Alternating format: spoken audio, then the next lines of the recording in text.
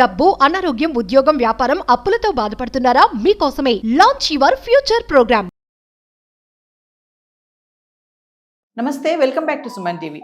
Present మనతో పాటు ఉన్నారు TEDx speaker, legendary award winner in real estate, realtor oxygen founder and CEO doctor Nandi Rameshwar Rao గారు. నమస్తే సార్. నమస్తే అమ్మా. సార్, అమెరికా అధ్యక్షుడు డొనాల్డ్ ట్రంప్ ఏదైతే 50% సుంకాలు విధించారో, మరి గోల్డ్ పైన ఉండదు, బంగారం పైన అయితే మినహాయింపు ఇస్తానని చెప్పేసి ఒక టాక్ అయితే నడుస్తుంది. ఇన్ కేస్ అది గనక ఇంప్లిమెంట్ అవుతే, ఆ నిర్ణయం గనక ఓకే చేస్తే, మరి బంగారం ధరలు అమాంతంగా తగ్గిపోతాయి అంటే ఏం చెప్తారు? ట్రంప్ వచ్చాక మన చేతులు ఏమీ లేదు, అంత ట్రంప్ గారి చేతిలో. పెద్ద big boss, next month big boss కూడా స్టార్ట్ అవుతుంది నాగార్జున. సో గోల్డ్ అనేది మనం 6-7-8 నెలలు అయిపోతుంది. జనవరి ఫిబ్రవరిలోనే జనవరి మొదలు పెట్టాం. దాదాపు మనం 30-40 వీడియోలు గోల్డ్ మీద చేసేస్తాం. సో మనం ప్రిడిక్ట్ చేసింది అది కరెక్ట్, ఒక్కోసారి అవుతుంది, ఒక్కోసారి కరెక్ట్ కావట్లేదు. మన అంచనాలు దాటిపోయి మేము అనుకుంటే మన స్టార్టింగ్లో ఏమన్నా అంటే గోల్డ్ రేటు ఈ సంవత్సరం ఎంటికల్లా 1,00,000 టచ్ అవ్వచ్చు అన్నాం. అది 5 నెలల్లోనే టచ్ అయిపోయింది. 5 నెలలు 4 నెలలు టచ్ అయిపోయి 1,03,000, 1,05,000 దాకా వెళ్ళింది. అదేవిధంగా సిల్వర్ చూసుకుంటే 80,000, 90,000, అది కూడా 1,00,000 అనుకున్నది, 1,20,000 అయిపోయింది. సో అంచనాలకు మించి పరిగెడుతుంది. అది అక్కడ రీజన్స్ ఏంటంటే, బేసిక్గా ట్రంప్ వచ్చిన తర్వాత జనవరి 2025లో వచ్చాడు జనం. అక్టోబర్లో ఐ థింక్ ఎలక్షన్స్ విన్నారు. అప్పటి నుండి కూడా సన్నాహాలు 22 ఎవ్రీ డే ఒక్కొక్క ఈవో సైన్ చేస్తుండే. ఎలా షాకింగ్ న్యూస్లన్నీ, హార్ట్ అటాక్లు ఒకటే రావట్లేదు జనాలకి, అవి కూడా వచ్చేస్తుంది. సో ఆ గోల్డ్ రేట్ చూసుకుంటే మళ్ళీ మనం 1,03,000 నుండి 1,05,000, 98, 97, 95 to 105లో కొట్టుకుంటుంది. సో ఓవరాల్ 8 to 10% తీసుకోండి. But overall jump in last 6 months is 37-40%. ఆ విధంగా కారణాలు ఏంటంటే, ఈ mostly Switzerland is one of the major imports చేసే గోల్డ్. ఏదైతే ఇప్పుడు 50, మన 25 ఉంటే ఇప్పుడు ఈ నెలలో 50% అవుతుంది. 50% అంటే gold rate is going to be too high, where normal man cannot afford to purchase. ఇప్పుడు శ్రావణ మాసంలో కూడా ఏం తగ్గలేదు. మనం 11,000 పెట్టి 1 గ్రామ్ కాయిన్ కొన్నాం. నాకు తెలిసి మా మ్యారేజ్ కొత్తల్లో 500 రూపీస్ పర్ ఒక 1 గ్రామ్ ఉండేది. 500 రూపీస్. ఇప్పుడు అదే 1 గ్రామ్ని 11,000 కొన్నాం. అంటే ఎన్నిసార్లు పెరిగిందో చూడండి. కొంతమంది మానేసి ఇప్పుడు 1/2 గ్రామ్ దొరకదు, చిన్న శాంపుల్ బంగారం ముక్క తెచ్చి పెడుతున్నారు, ఏదో పెట్టాలి. అంతమంది తులాలు పెట్టేవారు, గ్రాములు పెట్టారు, ఇప్పుడు మిల్లీగ్రాములు పెడుతున్నారు. ఎందుకంటే గోల్డ్ ధర అట్లా పెరిగింది.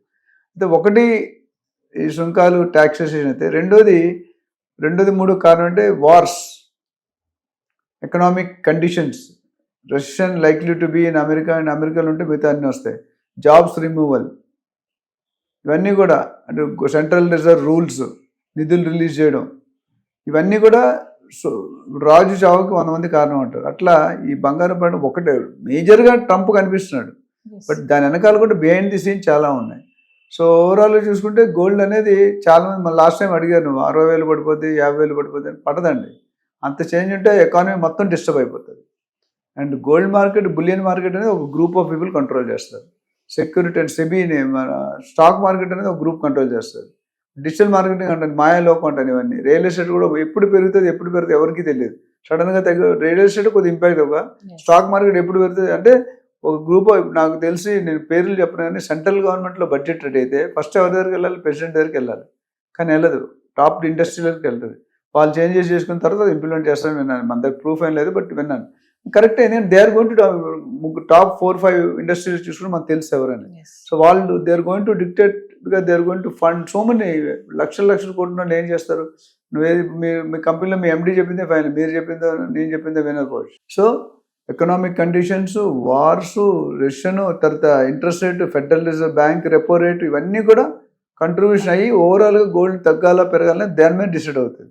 ఇప్పుడు వార్లు అయినప్పుడు వాళ్ళకి ఇన్కమ్ లేకపోతే ఏం చేస్తారు? డబ్బులు కావాలి. ఇప్పుడు పాకిస్తాన్ కానీ, ఇరాన్, ఇజ్రాయెల్ కానీ, యుక్రెయిన్, ఇవన్నీ కూడా చూసుకుంటే, పాకిస్తాన్ మీకు తెలుసో లేదు, మన యుద్ధాలు ఆపబోతే ఇంకో 15 రోజులు మొత్తం ఖజానా ఖాళీ అయిపోయింది. అందుకనే వాళ్ళు వచ్చి సరెండర్ అయిపోవడం జరిగింది. అట్లానే ఇప్పుడు ఇరాన్, ఎక్కడైతే టూరిజం ఉందో కొన్ని కంట్రీలు ఓన్లీ టూరిజం మీద పోతాయి. సింగపూర్, దుబాయ్, మళ్ళీ maximum income is from tourism. Indonesia, Thailand. So అప్పుడు ఏమవుతుందంటే డబ్బులు టూరిజం వెళ్ళరు. యుద్ధాలు ఉంటే ఎవరు వెళ్తారు? ఇప్పుడు మనం JNKకి వెళ్ళేవాళ్ళం కదా ఒకప్పుడు. ఈ ఉంటారు కాబట్టి ఏమంటారు, టెర్రరిస్ట్. సో ఇక్కడ అలాంటప్పుడు ఏమవుతుందంటే నిధుల్ని బయటకు వదిలేస్తారు. ఏవైతే రిజర్వ్స్ ఉన్నాయో అది మార్కెట్లో వదులుతారు. ఒక్కసారి 2,000 టన్నులు 3,000 టన్నులు వస్తే మళ్ళీ సేల్ అయ్యేదాకా కొద్దిగా రేట్ అనేది స్టేబుల్ అవుతుంది. మళ్ళీ డిమాండ్ ఎక్కువగానే సింపుల్ ఫార్ములా అంటే demand is more supply is less అంటే రేటు పెరుగుతుంది. Demand is less supply is more rate పెరుగుతుంది. డిమాండ్ ఈజ్ మోర్ అంటే రేటు పెరుగుతుంది. డిమాండ్ ఈజ్ లెస్ అంటే రేటు పెరుగుతుంది. So it depends on supply demand equation, supply chain management. So దాన్ని బట్టి ఇప్పుడున్న పరిస్థితుల్లో కొద్దిగా కూల్ అయినట్టు అనిపిస్తుంది. ఇప్పుడు ట్రంప్ గారు ట్రై చేస్తున్నారు, వీళ్ళిద్దరి మధ్య వారు ఆగలేదు. మన ఇండియా పాకిస్తాన్ అయితే ఆపారు, బట్ మిగతా 2 కంట్రీలు 4 కంట్రీలు ఆపట్లేదు. సో స్టిల్ అది జరుగుతున్నంతకాలం డ్యామేజ్ జరుగుతూ ఉంటుంది. ఒక కంట్రీకి డ్యామేజ్ జరిగితే ఇంకో కంట్రీ హ్యాపీ ఉంటుంది. 100,000 మంది చనిపోతున్నారు ఈ యుద్ధాలు. అమాయకులు వాళ్ళందరూ. గవర్నమెంట్తో వాళ్ళకి సంబంధం లేదు, బట్ గవర్నమెంట్ కరెక్ట్ డెసిషన్ తీసుకోకపోతే they will be landing in to problem. So ఫ్యూచర్లో కూడా కొద్ది తగ్గొచ్చు.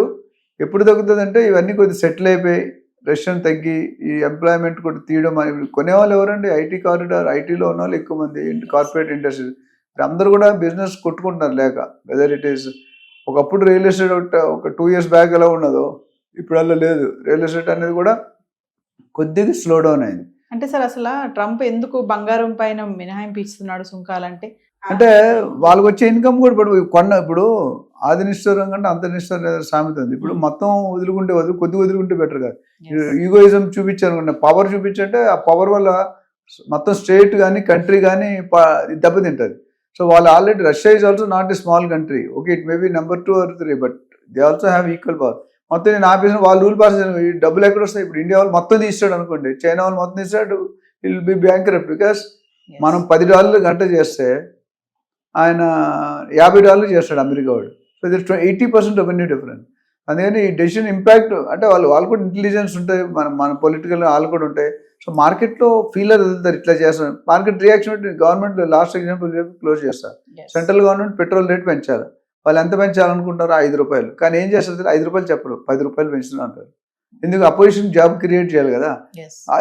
అపోజిషన్ మొత్తం ఉన్న పార్టీలన్నీ అలా ఎంత కావాలంటాడు వాడు, ₹4 అంటాడు, ₹5 అంటాడు. సో ₹5 తగ్గించి. సో ఈ అచీవ్డ్ ఈ స్టేట్. అట్లా ట్రంప్కున్న గోల్స్లో కొన్ని ఇంపాక్ట్ అయినప్పుడు ఆ ఇంపాక్ట్ అనేది కొద్దిగా వెనక్కి తగ్గుతాడు ఒక స్టెప్. లేకపోతే మొత్తానికి నా గరక నా ఘాటుగా ఆ ప్రెసిడెంట్ పోస్ట్ ఉంటుంది. ఇప్పుడు public already government of America పీపులే ఎగనెస్ట్ ఉన్నారు. బైఅవుట్ అని గవర్నమెంట్ స్కీమ్ పెట్టి 8 నెలల శాలరీస్ మీరు వెళ్ళిపోతే మంచిది, మీరు వెళ్ళిపోతే నేను టెర్మినేట్ చేస్తాను. సచిన్ ఎలిమినేట్ అవ్వాలి.